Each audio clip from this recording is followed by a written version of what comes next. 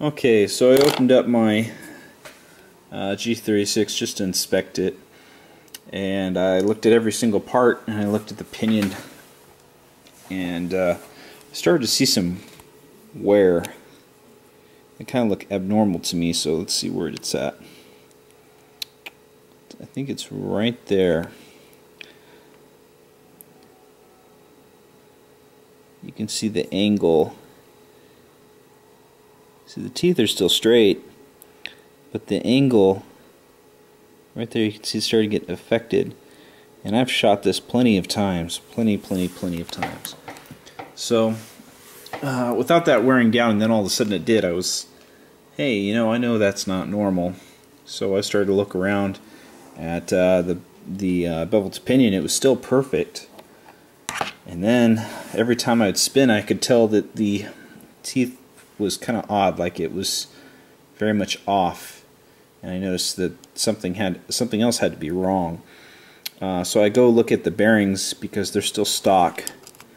And right here, you can see the bearing spins, but it doesn't have too much. Doesn't have too much up and down movement. It's shielded and it's held in there very well. This one, however, you can see it is not. It's very wobbly. Let's see if you can see that even better. See if we can zoom in here. I mean, there's some of the shielding has probably deteriorated out. So I'm going to go ahead and replace it.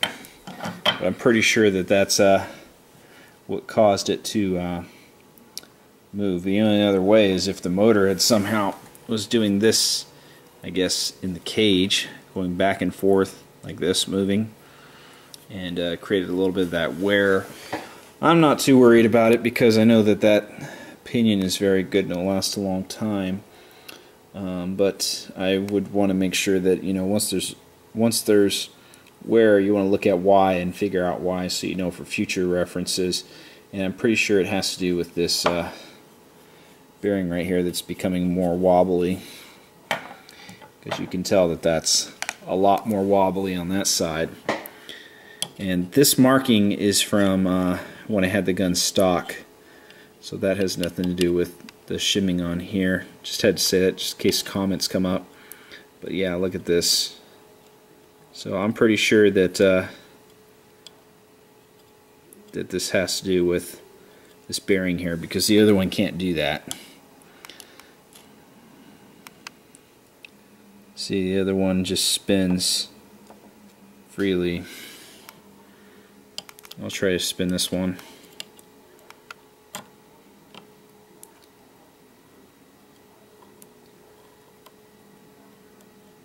Definitely very wobbly.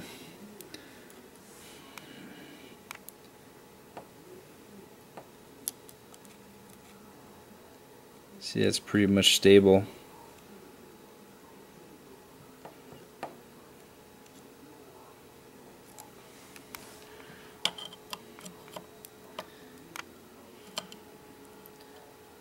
You can tell that's very wobbly. Okay, so it also sits down a little bit further, this little inner diameter thing, compared to this one.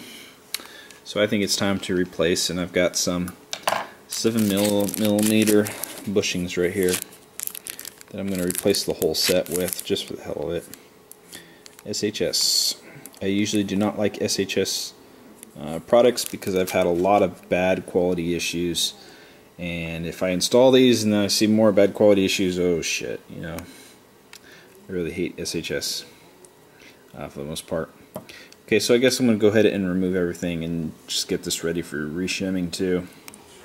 Okay, so here's what I've done now. Here's the 7mm SHS bushings in there with JBweld on the outside, not on the inside. On the inside it's just super glue to hold it in place, while these JBweld on the outside to hold it very well. The reason I do this is because the bushings protrude out this way, so it's easy to grind this off and remove the bushing if need be. So this will hold it solid. Now these are done this way to make sure that they don't run into anything, and that should still hold it permanent. So you can see that's coming together well. The shimming on it was almost the same, so there's very minor touches to it. I have also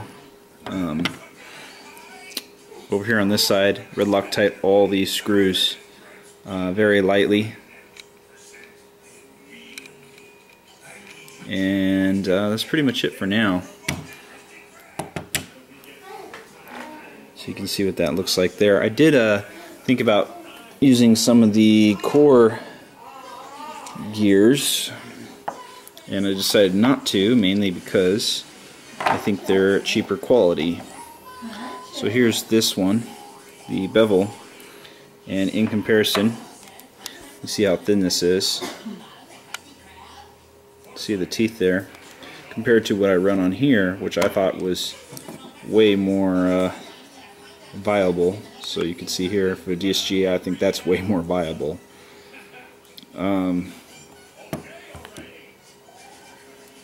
Yeah, compare that to that. See a huge difference. It's a bunch of BS basically. So for here, pretty much the rest was the same similarities. When I spun these, they spun very well.